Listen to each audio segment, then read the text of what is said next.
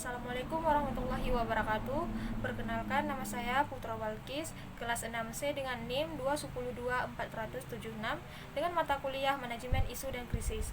Di sini saya akan menjelaskan tentang pengertian manajemen isu dan krisis menurut para ahli. Manajemen isu dan krisis adalah proses mengatur, merencanakan, mengelola, dan menanggapi isu-isu yang muncul serta krisis yang tidak terduga yang dapat mempengaruhi reputasi, operasi, dan keselamatan suatu organisasi. Nah, menurut para ahli, manajemen isu dan krisis dapat dijelaskan sebagai berikut. Di antaranya yang pertama, menurut KOMS 2007, manajemen krisis adalah upaya yang dilakukan untuk mengurangi dampak negatif dari kejadian yang tidak terduga dan signifikan, serta untuk memulihkan kepercayaan publik. Nah, yang kedua, menurut French Banks 2016, manajemen krisis melibatkan identifikasi, evaluasi, dan respon terhadap situasi yang dapat mengancam organisasi atau individu. Yang ketiga, Selnow dan Sigar pada tahun 2015 mengatakan manajemen krisis adalah proses strategis untuk mengelola kejadian yang dapat mengancam tujuan organisasi, reputasi, dan sumber daya.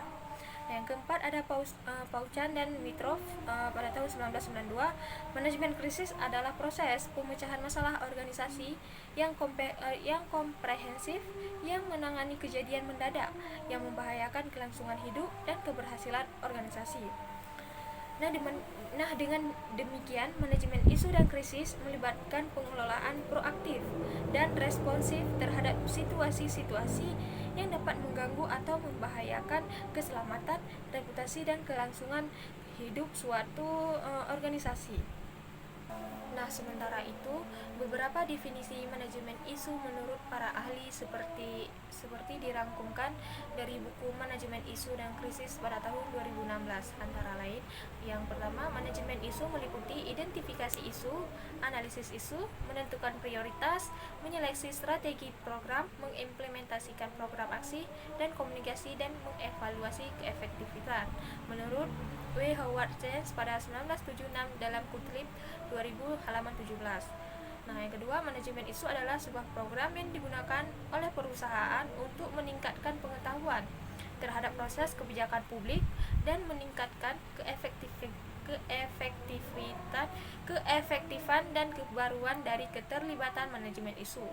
Menurut Asprab Public Affairs Council pada tahun 1978 dalam Register dan Laskin 2000 halaman 37. Nah, yang ketiga, manajemen isu adalah identifikasi isu-isu utama yang bertentangan dengan perusahaan dan manajemen respon perusahaan terhadap isu-isu tersebut.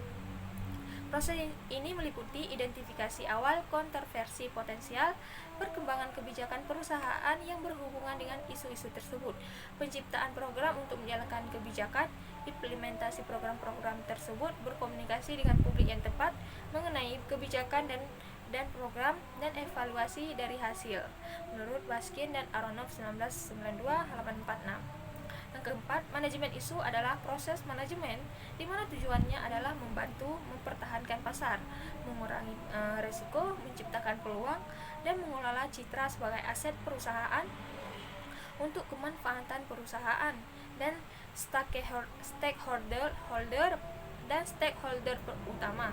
Hal ini dicapai dengan cara antisipasi, meneliti dan memprioritaskan isu, menilai dampak isu terhadap perusahaan, merekomendasikan kebijakan dan strategi untuk meminimalisasikan risiko dan memperbesar peluang, mengimplementasikan strategi, mengevaluasi dampak program. Menurut Tucker dan Broom dalam Public Relations Journal November 1993 38 sampai halaman 40.